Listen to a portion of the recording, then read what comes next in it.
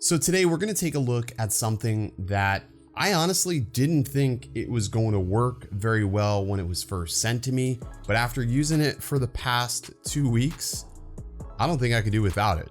Stick around.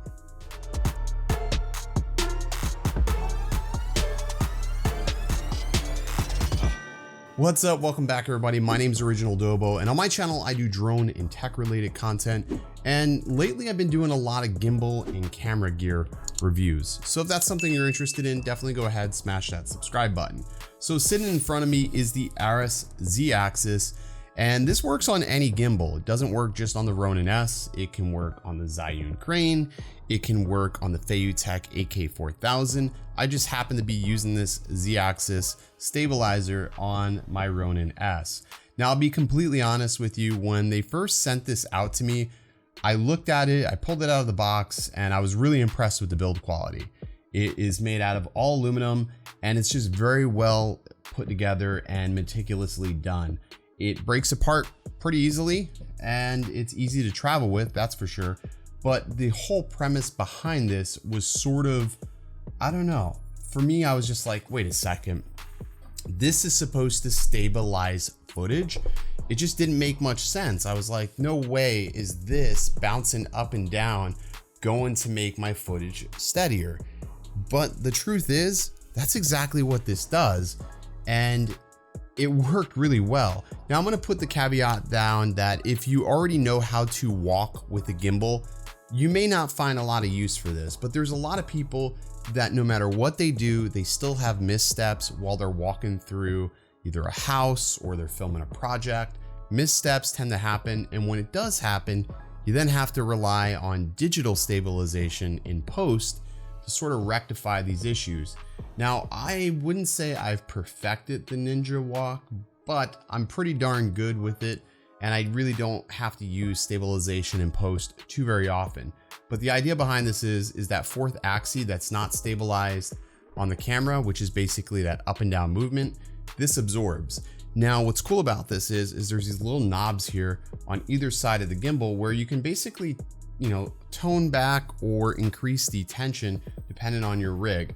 Now, the rig I'm running typically on this is pretty heavy. I have a Ninja Atmos mounted to here. I have a mic to mic up my Realtor. So there's a lot of things typically attached to my gimbal as I'm moving around. One of the things that I love about this is how compact it is. It's far smaller than my normal dual handle grip. Now I'm just gonna go over here and grab my dual handle grip that I've been using. Now this is the dual handle grip that I've been using for the past couple of weeks, and it's very well built, but the problem with this is it's so wide. When I'm walking through houses, I find that I hit the walls a lot more often, and I have a lot more missteps with this. It just is so much smoother, and I'm not adding any post stabilization to any of my footage either. So I want to, run that through the comparison. Now I'm not going to do comparisons where I don't show you the dual handle grips, because honestly, if I showed you those clips, you wouldn't really be able to tell, because like I said, I can walk very well. But for somebody who is looking for, an easy way to break into a gimbal and not have to worry about ruining footage, I think this is great. Somebody said it was like training wheels for a gimbal, and I really do agree with that. So take a look at these test clips that I did with this Eris Z-axis on, and I'll be right back.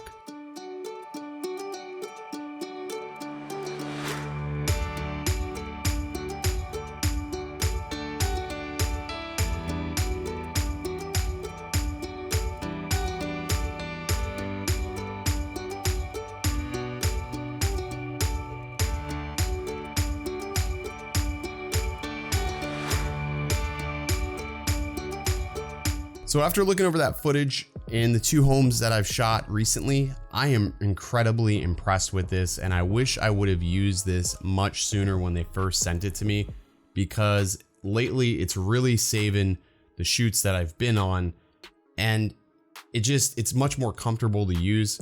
Now it is a bit cumbersome. Obviously you can see in some of my shots where I have the GoPro on my shoulder that resetting takes a little bit of finesse.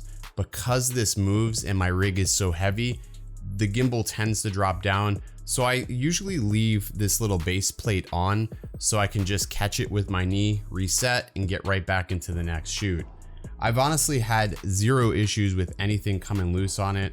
They also provide some Allen keys and tools in here just to go over and tighten things up, which, because there's so many moving components on this little contraption, I would entirely recommend, you know, checking over your bolts periodically just to make sure nothing's loosening up, because the last thing you want to do is lose a rig. But again, it does work on multiple gimbals, and they do include all the attachments that you need to make it work on other gimbals. But I'm really impressed with this, and I'm really glad they did send it out, because I'm actually using this in my workflow currently, and honestly I don't think I can go back to just using a normal dual handle grip. It's made using the Ronin-s much more enjoyable and footage way more stable. So if you're looking for an Eris Z-axis or some way to easily stabilize your footage, I know these can be a bit pricey, but it's incredibly well built. I know me telling you it's well built doesn't do it any justice, but I mean, this thing's great. I mean, these come right off. I mean, they just slip in here with ease and just reattach very easily. All the pins are really fine and tight. I mean, it's so well thought out, and yeah, I can't say enough good things about it. So I'll leave a link in the description below if you want to check it out. And there's some other reviews of people comparing it without that are just like crazily walking, but I don't think that'll do any justice. But take a look at this footage, and if it's smooth to you, it's smooth because of this, and it just saved a lot of time when I was shooting this home this past week. So anyways, guys, I hope you enjoyed this video. If you did, smash that like button. If you want to see more videos about gimbals or camera gear, definitely drop a comment down below, because I love talking about this type of stuff. Anyways, I will talk to you next time. Stay original. Say you're going to love living here. You're going to love living here. One of my favorite parts of this home. And just, you know what, don't even mention the preserve. Okay. Because I can take care of that with text. Talk about the open floor plan. It's a huge spacious ceilings, you know. Talk about how tall airy are it the is. ceilings? God, you what, 12 foot more? Probably more than 12. I don't know though. So I don't know. 15 peak, you think? Yeah. I mean, it's got to be tall. Yeah, I wouldn't quote like a confirmed number. Just say spacious ceilings really make this home feel larger than it is. You're really going to love living here. One of my favorite parts of this house is the big open floor plan. This house is so spacious with these high, tall ceilings.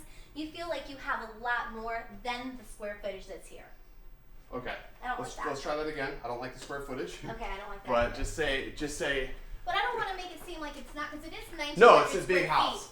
So just talk about how welcoming this area is. You just say something like that. You're good with that stuff. Okay. But I usually go off people's energy, so this is acting. Well, you're gonna have to get really cheesy. You're gonna have to get really cheesy. I'm like looking at them, I'm trying to decide like how would they. What does this area speak to you? Like when you sit in this room? Oh, I mean, like family gatherings. I mean, we always entertain here. There you go. This area is perfect to entertain. Yeah, I mean, we have like 30 people in here. That's perfect. Okay. She's hired.